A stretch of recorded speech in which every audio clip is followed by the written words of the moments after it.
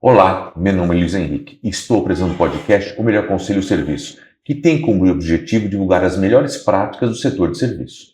E no final do podcast, a pessoa entrevistada sempre deixará de presente o melhor conselho. Então aproveite e assista ao final. Peça se inscreva no nosso canal no YouTube O Melhor Conselho e no nosso Instagram O Melhor Conselho Oficial. E também informar que esse episódio é patrocinado pela Sebrace, que é a Central Brasileira Setor de Serviços, que tem como objetivo defender a categoria para as melhores práticas do setor de serviço. E agora eu vou falar com o presidente do Sindiclubes, Sérgio Naban. Sérgio, muito obrigado pela presença, uma grande honra recebê-lo aqui hoje. Bom, Luiz, obrigado pelo convite, em primeiro lugar. É um prazer estar aqui com você e fico à disposição para suas perguntas. Muito obrigado, Sérgio. Sérgio, clube recreativo. Não estamos falando de clube de futebol, estamos falando de, que o pessoal conhece. Clube recreativo. Você está nesse mundo ajudando essas associações há muitos e muitos anos.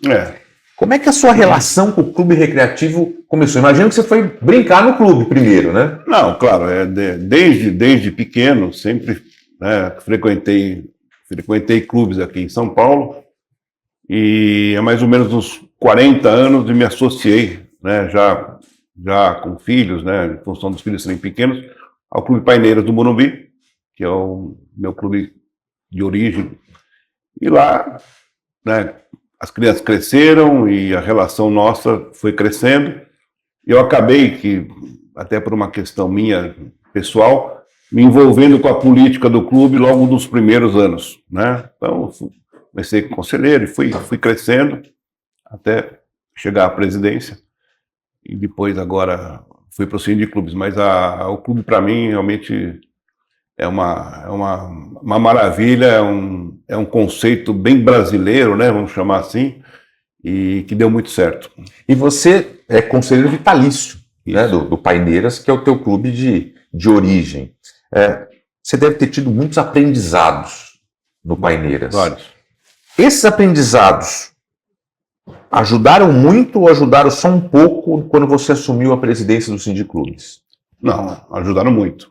Eu acho que o Paineiras, por ser um dos maiores clubes aqui do estado de São Paulo, e da cidade de São Paulo principalmente, ele é um clube que tem uma referência muito grande e é um clube que tem um aprendizado muito grande. Então, é um clube com 26 mil associados, com mais de 1.000 funcionários. Quer dizer, é uma mini cidade, tem um orçamento que praticamente maior que muitas cidades aqui do estado de São Paulo, vamos dizer, do Brasil. Então, o aprendizado é muito grande. Desde quando eu comecei como conselheiro, depois eu fui diretor de tênis, diretor de esportes, e fui crescendo dentro do clube, nas suas bases lá, e sempre junto com as diretorias, na época estavam no comando do clube, e fui conhecendo o dia a dia do clube, que é mais importante, como funcionava, tudo mais. Quando em 2019 eu assumi a presidência do clube, e aí realmente eu fiquei bem mais impressionado com a estrutura que um clube tem, e as necessidades que o clube tem. É uma empresa, o clube é uma empresa praticamente, que tem realmente que prestar um serviço de excelência, de uma exigência muito grande. O associado de clube são pessoas muito exigentes. Então você tem que realmente dar um retorno à altura para esses associados. Então eu, como o mandato foi de 3 anos, eu passei a ser conselheiro vitalício e hoje eu permaneço lá no meu dia a dia, junto, claro, quando eu sou solicitado com a diretoria, passando minha experiência. Isso me trouxe para o Sindiclubes, que eu fiquei 4 anos no mandato anterior, do Paulo Moviso, e assumi agora em 2025. Então eu trouxe essa bagagem toda que eu aprendi, que eu fui ganhando dentro do clube, e trouxe para o Sindiclubes, que aí realmente ampliou bem mais meu conhecimento, e eu podendo também ajudar os clubes de uma forma geral, com tudo que eu aprendi. Então, eu acho que é isso que está acontecendo na minha carreira como dirigente de clubes. Agora, me diz uma coisa. A gente tem eu acho que um paralelo, né? Uma disputa, porque o clube normalmente, a base dele é a tradição, né? É seguir os ritos tradicionais de 20, 30, 40, 50 anos. Mas tem uma palavrinha que às vezes incomoda, inovação. Como é que dá para equilibrar inovação com aquele conceito mais tradicional? Na verdade, assim, os clubes realmente são, na sua grande maioria, são entidades conservadoras, né? Como você falou, nós temos um clube de mais de 100 anos aqui em São Paulo e traz uma tradição já desde o começo. Mas eu acho assim, quem não inova fica para trás. Isso a gente vê no dia a dia dos clubes. Nós tivemos, infelizmente, clubes maravilhosos que acabaram fechando por não acompanhar as inovações, as melhorias e tudo mais. Então, acho que é fundamental para todos os clubes, né, sempre estar renovando, inovando, com melhorias, com uma série de práticas. Então, eu acho que faz todo sentido inovar para se manter vivo no nosso mercado. Agora vamos falar do Sindiclubes. O Sindiclubes ele tem muito mais de 1.000 clubes do estado de São Paulo associados. Isso. E alguns milhões de frequentadores desse clube. Existem mudanças regionais, né? De um local, um clube do interior, tal. Essas mudanças todas, não só de perfil social, como perfil geográfico, o Sindiclubes como é que consegue agregar e gerar valor para todos eles? Tem algum eixo central? Tem alguns eixos? O Sindiclubes, só para dar um breve histórico, na verdade, ele é um sindicato dos clubes. Mas a palavra sindicato, que eu particularmente, não é que eu não gosto, eu acho que a gente não atua na função de sindicato apenas. É aquela função de negociação trabalhista, índice de aumento e tudo mais. O Sindiclube se tornou uma entidade ampla, que assessora todos os clubes em vários segmentos. Nós temos desde segmentos jurídicos, esportivos, de RH, de compras e tudo mais. Isso faz com que os clubes tenham a oportunidade de participar desses grupos e a ideia é unificar, quer dizer, é trocar experiência cada vez mais com os clubes.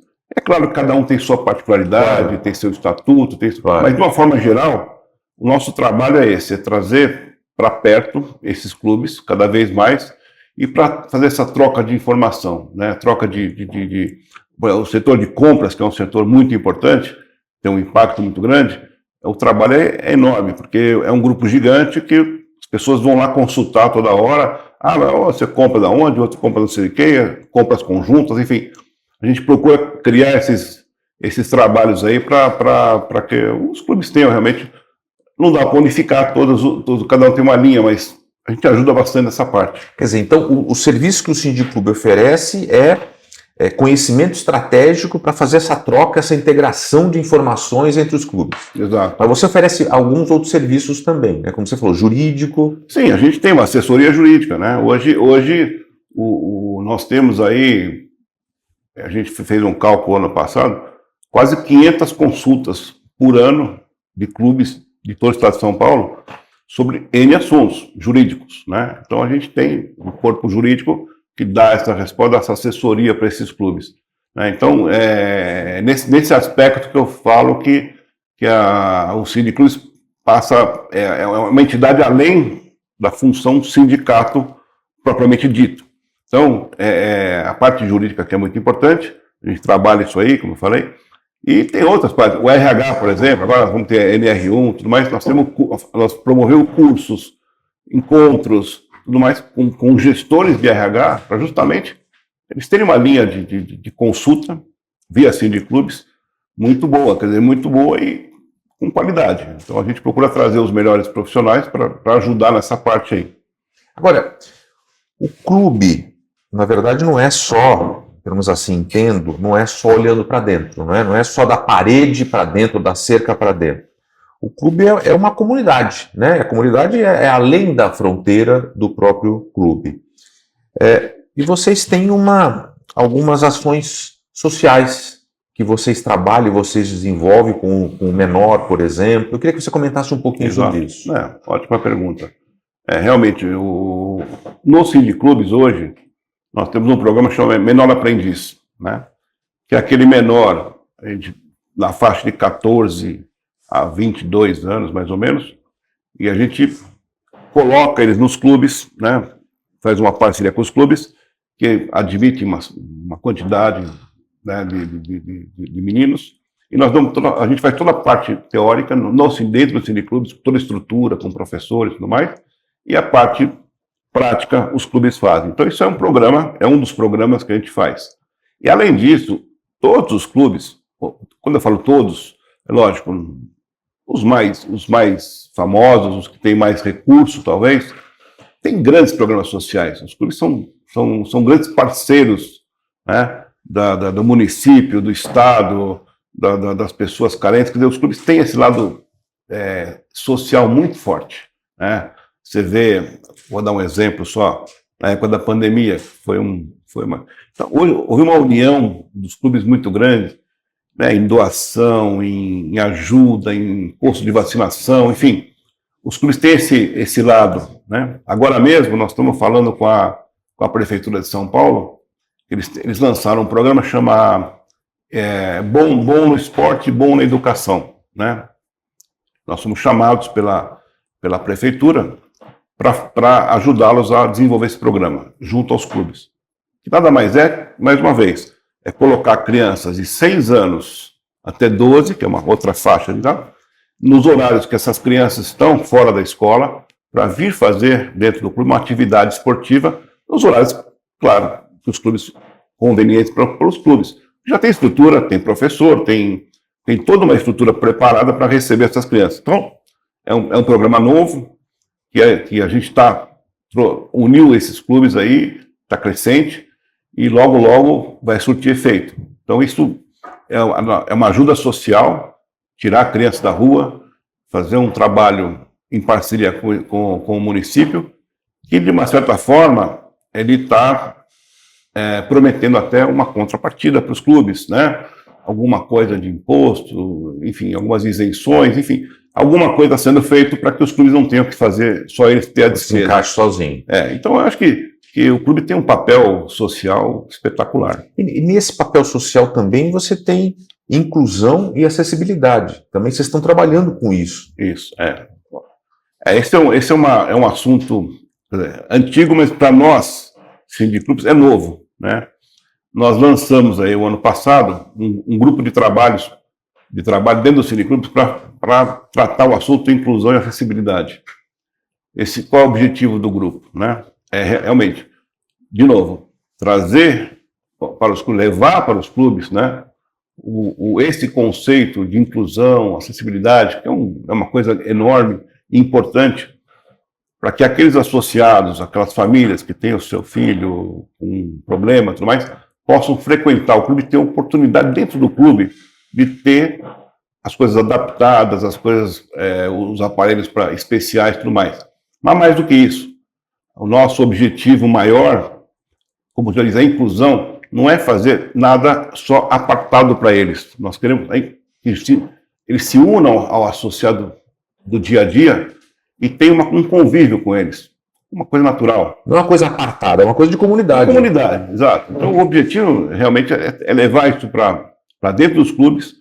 Então nós reunimos vários clubes que já têm uma experiência interna, trazer essa experiência para dentro. Nós estamos compilando tudo isso e estamos trabalhando para levar isso aí para todos os clubes. A gente quer ampliar isso aí para todos os clubes que são os nossos associados do Sindiclubes. Quer dizer, é uma coisa grande. Tivemos agora, semana passada, no Centro Paralímpico aqui de São Paulo, do Brasil, né? Porque Sim. Não sei se você conhece, mas é um lugar espetacular. Para mim foi uma surpresa muito agradável.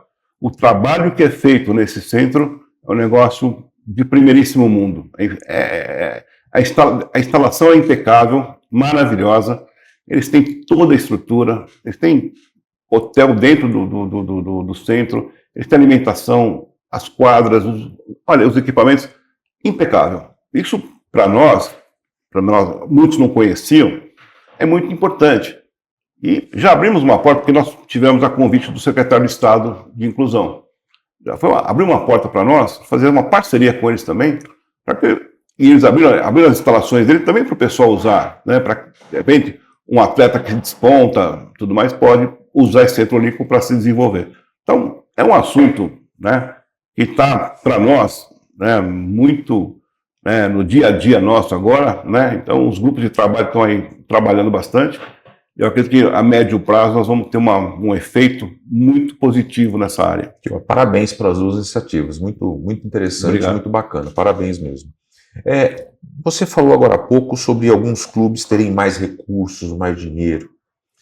E é uma observação, né, de pessoas que estão lá de fora, e eu faço minhas também essas observações, que como é que está a receita, né, financeira desses clubes? Está todo mundo bem? Está todo mundo mal? Estamos lutando? A gente pode voltar àquela pergunta sobre inovação, alguma coisa nesse sentido? Você pode fazer uma análise, principalmente dos clubes do Estado de São Paulo? Então, assim, 2020, com a pandemia, vou trazer de 2020 para cá. Com a pandemia, todo mundo sofreu, e os clubes não foi diferente, sofreram demais e tiveram lá problemas graves de finanças, tudo mais. A pandemia foi ruim para todo mundo, isso é fato. 2021, no final de 2021, já começou a terminar essa pandemia. E o efeito para os clubes foi espetacular, né? Claro, tirando toda a desgraça, todos os problemas que houve nesse período, mas para os clubes tem um efeito ao contrário. Primeiro, os clubes começaram a ter a frequência maior de sócios, né? Quer dizer, os associados começaram a frequentar mais o clube, né? É uma mudança de comportamento geral, né? Os que não eram sócios de clube passaram a ser, ou seja, os clubes passaram a vender mais títulos, né? Então, e com isso tudo, logicamente, os clubes começaram a se fortalecer financeiramente. Então, hoje nós temos problemas que não são problemas, é um feliz problema, né? Que são os clubes superlotados. Eu vou dar um exemplo do Paineiras, que é o meu clube, mas posso falar de outros. Perfeito. O Paineiras, por exemplo, quando eu fui presidente, eu tinha quase 700 títulos em carteira para vender, que não estavam no mercado. Uma dificuldade terrível. Esse clube estava indo bem e tudo mais. Hoje, o Paineiras não tem mais nenhum título para vender e tem 700 pessoas na fila para comprar. Inverteu o jogo. Eu estou dando o exemplo do Paineiras, que o Pinheiro está igual, o Paulistano está igual, a Hebraica e o Alto de Pinheiro, bom, enfim, vou citar aqui os clubes de São Paulo, na sua grande maioria, estão nessa situação, nessa boa situação. Claro que ainda existem alguns clubes que estavam com uma dificuldade até muito maior antes da pandemia, que ainda estão tentando se recuperar, mas a grande maioria, né, está investindo, né, como você falou, inovação, quer dizer, isso deu um gasto para os clubes investir, né, investir na melhoria do próprio clube.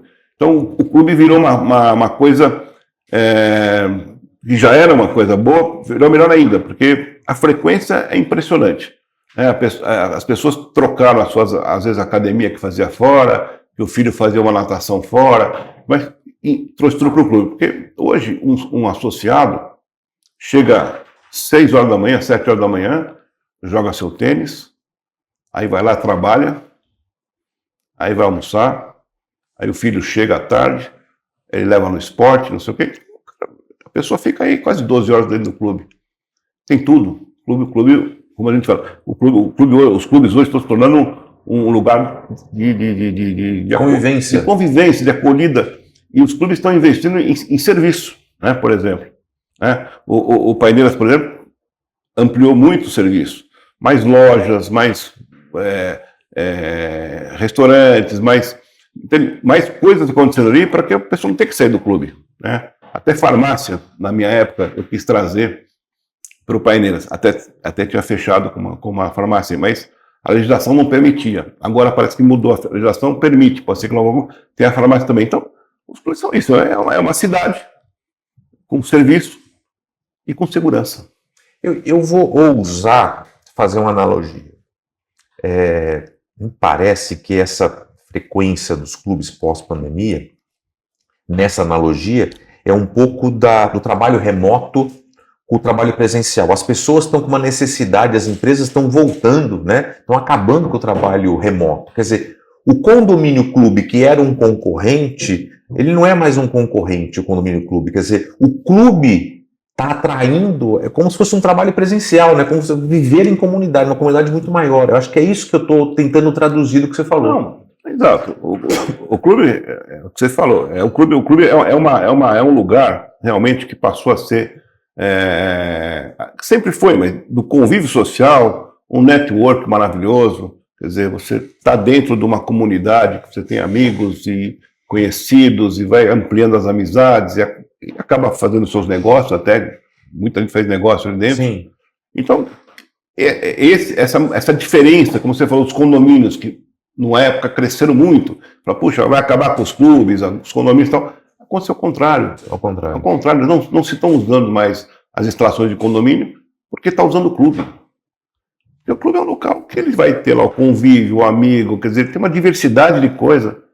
E o cara fica lá 6, 7, 8, 10 horas com um monte de coisa para fazer.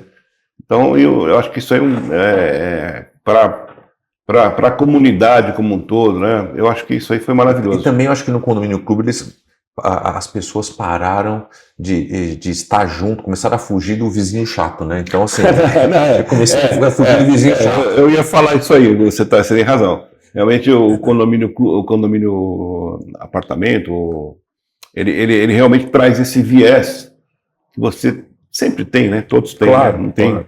esse viés. Então a pessoa vai lá, tem uma diversidade, porque ele vai ver a mesma pessoa todo dia. Lá no clube, ele vai ver cada dia ver um amigo. Pessoas diferentes. O clube é sensacional, e os Sim. clubes estão maravilhosos nesse ponto. Você vê, hoje você pode ir em qualquer clube aqui de São Paulo, você vai ver, se ele já não está num nível muito melhor do que era, ele já está fazendo alguma coisa para passar a ter uma melhoria. Então, esse lado, pós-pandemia, foi fundamental para os clubes. Realmente.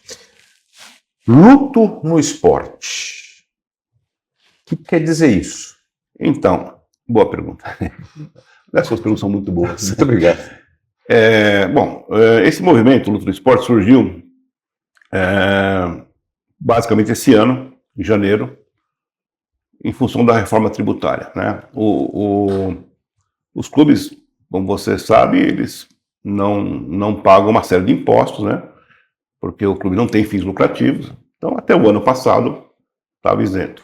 Aqui em São Paulo, inclusive, nós conseguimos a isenção do IPTU para os clubes. Foi uma vitória sensacional. Com certeza. Do Sindiclubes, na época, fez um trabalho maravilhoso, junto com os políticos, com os vereadores e tudo mais, e nós conseguimos uma isenção do IPTU para os clubes.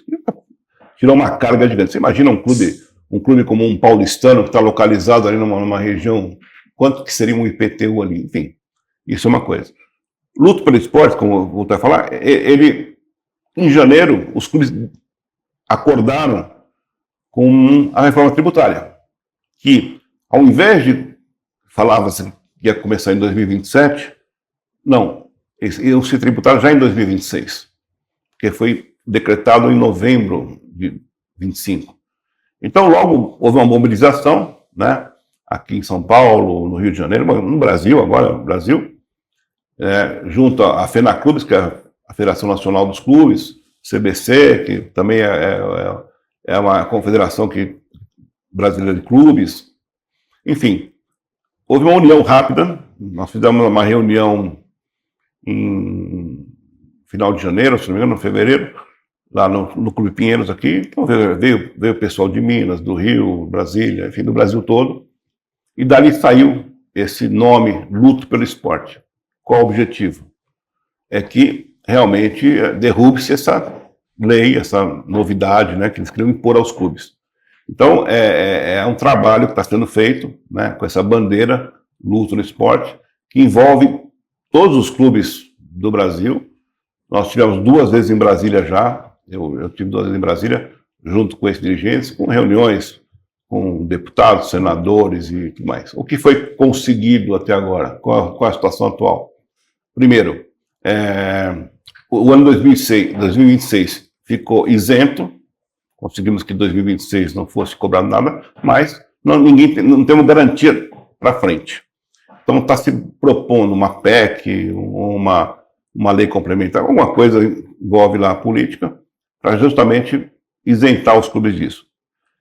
Veja, é um trabalho difícil, porque, claro, a gente sabe que o governo precisa de dinheiro, né? E o clube tem aquela marca, né? Coisa de rico, né? Coisa de elite. Então eles querem realmente cobrar o que eles não cobravam. Mas isso vai, na verdade, vai trazer um malefício gigante para os clubes, principalmente naqueles clubes que têm desenvolvimento de atletas, porque isso vai envolver o esporte, né? Então essa arrecadação, essa despesa a mais que os clubes vão ter, ela vai diretamente pegar na parte esportiva. Então vai abaixar realmente o investimento no esporte. Isso é muito ruim para o Brasil, porque o esporte não tem partido, né? Que a gente foi em Brasília, conversou tanto com a oposição como com o governo. O esporte é um negócio fundamental. O Brasil tem se desenvolvido e hoje os clubes representam mais de 80% dos atletas olímpicos. A formação dos atletas. Então, é uma coisa que vai afetar muito os clubes, né? E além daqueles clubes que, mesmo que não tenham atleta, não tem um imposto em cima, quer dizer, é uma coisa muito difícil. Então, mas está havendo uma certa... Os senadores assinaram lá, fizeram uma assinatura para entrar lá na pauta do Congresso, lógico, agora com essas confusões todas, mas eu acredito que a coisa vai evoluir, né? Então, esse luto pelo esporte, ele continua, né? Continua, ele vai até a gente conseguir alguma coisa. Eu espero que consiga, né? Também, espero que consiga, porque nós precisamos disso, né? Nós precisamos do esporte. O esporte une, né? O esporte fortalece a comunidade e tal. Agora, me parece que tem uma assimetria nas alíquotas entre dois tipos de clube que são muito próximos, né?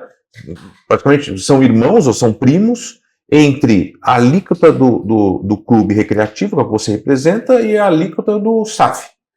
Como é que você está vendo essa assimetria? Por que assimetria? Essa é uma das discussões que a gente está tendo.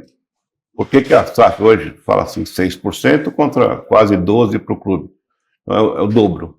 Então, primeiro, você está falando de uma SAF que são um grupo de empresários que colocam uma quantia grande nos clubes, principalmente na parte de futebol, né? Mas também a parte social acaba sendo atingida. E os clubes estão realmente com essa carga. Não tem lógica, né? Uma das discussões é essa. Não tem lógica você cobrar 6 da SAF e cobrar 12 dos clubes. Então essa é uma das brigas. Mas nós não queremos nem os 6. Nós queremos que volte a ser o que era até dezembro de 2025. Né? Os clubes têm essa isenção. Né? Então é uma discussão um pouco maior. Eu vou mais longe só para melhorar um pouco a explicação. É uma coisa que vai afetar muito, porque assim, muitos dos clubes recebem dinheiro do governo. Muitos dos clubes recebem dinheiro do CBC, que é uma entidade. Essa entidade ela vive em função do quê? Ela arrecada nas loterias. Ela tem uma participação na loteria, ela arrecada e repassa para os clubes do Brasil todo. Então, o que acontece? Está se discutindo, e agora conseguiu-se também um percentual sobre as bets. Estão falando ou terminar com as bets ou tributar a bet em 30%. Outra coisa que vai afetar muito os clubes. Os clubes vão perder também mais 30% desses investimentos. Então, existe uma série de coisas que a gente não pode, quer dizer, como um país, a gente quer realmente um país esportivo, crescendo nas Olimpíadas, a gente não pode interromper esses investimentos, os clubes são cada vez maiores, né, justamente por causa de um imposto, de algumas ações do governo. Então, a gente gostaria que o governo, seja ele qual for, né, tenha uma linha diferenciada para o esporte. Então, a gente quer realmente brigar por isso. Agora, você comentou uma coisa muito importante, o esporte não tem lado, né? Tanto que você esteve em Brasília, que você falou, conversando com os dois lados, porque o esporte é o lugar que une, é um dos poucos lugares hoje que une, né? Os nossos heróis, né? Copa do Mundo, que tá chegando e tal. Você percebeu uma sensibilidade, queria que você explorasse um pouquinho mais, a sensibilidade dos políticos em relação a isso? Quem te atendeu lá falou, pô, eu estou realmente a favor, vamos fazer essa PEC, eu acho que isso é importante realmente, porque o luto pelo esporte pode ser dois jeitos, né, de acordo com como é interpretado. Claro. O leilão é bom para isso, né, quer dizer, o luto no sentido de luto de encerrar, como o luto que eu quero lutar para valorizar, né? Então, assim, você percebeu a PEC eu acho que com bons olhos? Muito, muito bom. Porque, assim, lá em Brasília tem muitos ex-atletas, né? Como senadores, como deputados e tudo mais. Esses ex-atletas, todos eles, né? Estão todos nessa briga para os clubes, né? Estivemos lá com a senadora Leila Barros, ela é presidente da Comissão de Esportes do Senado. A bandeira dela hoje é isso aí. Ela trabalhou muito por isso, e outros deputados também trabalham muito por isso. Então, existe um lado muito positivo em relação a isso, né? O presidente do Senado foi visitado, também deu o seu apoio. Quer dizer, veja, a gente tem que separar as coisas. A política é uma coisa um pouco mais complexa, tá certo? Nós estamos no ano eleitoral. E o ano eleitoral, ninguém quer fazer nada contra ninguém. Então a gente, por isso que a briga é grande, embora tenha tido todo esse apoio e tudo mais, ele depende realmente de entrar no Congresso, tal, votar, tudo mais. Isso não é uma coisa simples, né? Então a gente tá, lógico, otimista, mas assim, os políticos, de uma forma geral, estão apoiando bastante a gente, né? Então eu acho que existe uma boa possibilidade de ter uma vitória nesse caso. E me diz uma coisa, mudando um pouquinho de assunto, vamos falar um assunto que é necessário, que a gente vive também todos os dias, em todas as pautas, e eu quero saber a sua opinião e o seu trabalho do Sindiclube sobre isso. A relação cidade com meio ambiente, né? Quer dizer, cidade, meio ambiente e clube. Como é que está essa relação? Olha, eu acho assim, a maioria dos clubes, a maioria, eu falo pela maioria, quando eu falo maioria, daqueles que eu tenho contato e tudo mais, nós temos uma diretoria dentro dos Sindiclubes, que é ESG, né? Sim. Nós temos dentro do Sindiclube, a gente montou essa diretoria justamente para cuidar de toda essa área. Nós temos umas parcerias com a Prefeitura do Verde, do Meio Ambiente, fortíssima. Fazemos ações conjuntas com os clubes nesse aspecto. Então, os clubes são grandes incentivadores dessa área, né? Aqueles que ainda não têm estão se interessando em ter, né, um trabalho em cima disso. Quer dizer, que é uma coisa natural, uma coisa importante, né?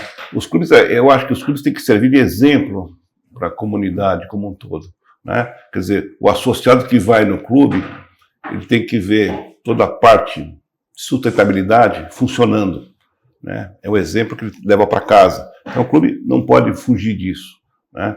Vou citar de novo o Paineiras, desculpa, mas é onde eu posso detalhar um pouco melhor. Nós temos, nós hoje recuperamos 90% de todo o lixo que é gerado dentro do clube, com todas as ações que você pode imaginar. Nosso meio ambiente lá, nossa parte verde, ela é totalmente preservada. Você vê, todas as árvores têm seu carimbo, não sei o que, tudo mais, cuidado. Então, assim, de uma forma geral, eu vejo, na maioria dos clubes, um trabalho grande em cima disso. É muito bom. Agora, Sérgio, você está trabalhando no Sindiclubes, né? E o teu mandato vai até ano que vem, né? Pelo que eu sei. Que legado que você espera deixar nessa tua gestão atual, que você está vivendo hoje? O que você fala assim, pô, eu consegui fazer isso, ou eu consegui terminar, ou consegui gerar uma semente para se concretizar no futuro? Tem algum trabalho, ou alguns trabalhos que você fala, poxa, isso é o motivo de eu estar aqui, meu objetivo? Olha, assim, eu embora se fosse 27, até o final de 28. Ah, final de 28. Então, bom, enfim, é um detalhe. Mas assim, de qualquer forma, o meu objetivo, né, é unir cada vez mais esses clubes. Como eu falei, a gente tem uma força que pode realmente unir esses clubes, claro, melhorar o seu dia a dia. Essa parte de inclusão, para mim, é super importante, é um legado que eu quero deixar formatado ir evoluindo, né? Espero que dê tempo a gente fazer tudo, mas isso não para, né? Isso é uma coisa crescente, vai mudando. Né? Eu tenho um lado meu também pessoal, que eu gosto muito da parte da assistência social, né? Que seria ajuda, tudo mais. A gente está juntando também esses grupos de trabalho, né? E claro, fora isso, né? Me preocupo muito com a gestão dos clubes. E eu quero levar para os clubes modelos de gestão, né? Quer dizer, eu quero que os clubes se profissionalizem. Nós temos um problema hoje de amadorismo gigante, infelizmente. Então eu quero, e nós estamos trabalhando para isso, capacitando as pessoas, capacitando os gestores, para que justamente os clubes venham a ser mais profissionais, né? E com isso, automaticamente, você tem melhorias e tudo mais, e ações bem feitas. Eu acho que, basicamente, se eu deixar esse pequeno legado, eu já estou muito satisfeito. O que você falou é muito interessante no clube do profissionalismo, né? Que a gente está vivendo esse movimento de profissionalismo. Porque o que a gente vê, você é muito mais experiente nesse assunto, mas o que a gente vê é o associado se candidatando a um cargo, e aquilo não é o objetivo dele principal, aquilo ali ele faz, talvez seja de uma análise muito não tão boa, mas ele faz quando dá tempo de fazer. Ele quer fazer por coração, ele quer fazer pela comunidade, ele quer defender, mas ele não tem tempo de executar como um profissional, né? Então, às vezes, contratar um profissional para fazer, às vezes, não que impede a boa vontade do associado, né? Mas não é o core dele, né? Naquela atividade. Não, é verdade. Não, isso você tem toda a razão. Esse é uma discussão grande. Eu acho que vai passar por isso. Os clubes, para se profissionalizar, você tem que ter pessoas dedicadas full time ao clube, né? Essa história de você ter a tua atividade e ter o clube funcionou até um certo ponto. Os clubes são cidades, são orçamentos gigantes. Então, acho que a presença de uma diretoria, que não é só o presidente, é uma diretoria mais envolvida, mais atuante. Full time, o tempo todo. É fundamental. O profissionalizar, no sentido de colocar aí na área de decisão um profissional externo, é uma opção que hoje os clubes têm os seus CEOs, que a gente chama, né? Uhum. Mas eles têm uma ação ainda limitada, né?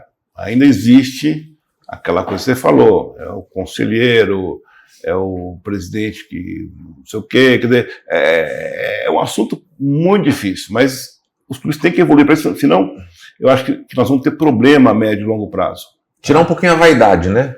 Total. Deixar um pouquinho de lado. Totalmente vaidade, né? Você tocou no ponto certo. Né? O ego deles é, eu sou presidente, não sei o quê, eu quero ser presidente, mas na verdade o cara não atua, né, dentro do clube. Ele só tem o símbolo de presidente. Então tem que ter alguém que faça, né? Que carrega o piano, né? Exato. Agora, Sérgio, a gente chega num momento do podcast que eu peço um presente. Né? Espero que você tenha um bom presente para nos deixar aqui, quem está assistindo. E o presente que eu te peço é qual o melhor conselho que você pode deixar para quem está nos assistindo, nos ouvindo agora?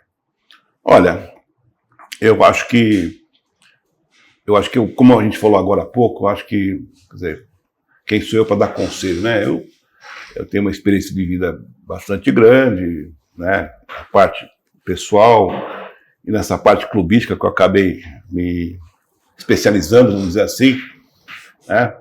Eu acho que a gente tem que trabalhar muito essa parte profissional. Eu gosto muito, quer dizer, eu sou engenheiro, então eu gosto muito das coisas como o engenheiro pensa, né? Coisas muito profissionais. Então, eu acho que é muito importante, né? As pessoas, né? Agora, no geral, você me perguntou, é uma coisa um pouco mais geral. As pessoas têm que se especializar, têm que estudar, né? Então, não vou nem entrar no mérito da nossa qualidade de ensino, não é qualidade, mas não importa. Nós temos que ter uma geração futura educada. É o principal. Então, eu acho que nós temos que, todos nós, cada um do seu segmento, dar uma contribuição para que as pessoas realmente se eduquem mais, aprendam mais para poder evoluir. Eu acho que essa diria que, para mim, é a principal importância entre todos os aspectos do ser humano. Eu acho que a educação é o mais importante. Muito bom conselho. Realmente a gente tem que seguir esses conselhos. Sérgio, muito obrigado pela presença aqui. O papo foi muito agradável e a gente conheceu um lado dos clubes que a gente não tem familiaridade para conhecer. Muito obrigado pela presença. Obrigado a você. Obrigado a você que nos acompanhou até agora. Peço se inscrever no nosso canal no YouTube Melhor Conselho e no nosso Instagram Melhor Conselho Oficial. E agradecer também a Sebras, que é a Central Brasileira do Setor de Serviço, pela oportunidade de estar aqui fazendo esse podcast sobre o setor de serviço. Muito obrigado e até o próximo episódio.